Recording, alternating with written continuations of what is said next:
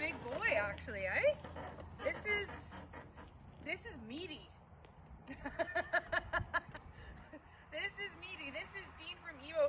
This is his favorite one.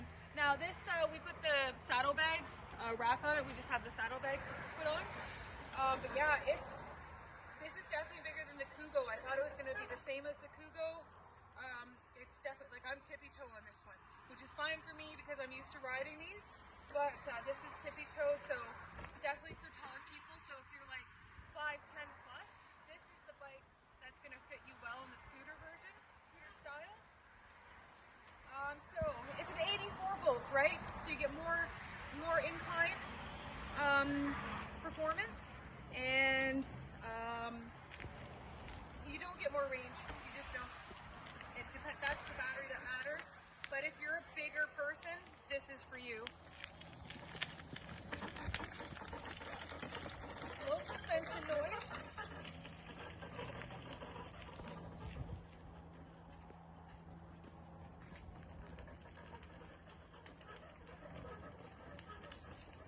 Always honest reviews from Ride the Wind.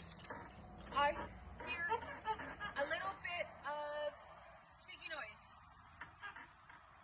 So we'll have to diagnose and determine where that's from. I don't know what it is just yet. Anyways, first impression, I gotta take it on a much bigger ride, but it's sturdy. Like, this is over 600 pounds weight capacity. This is a lot bigger than I had expected, to be honest.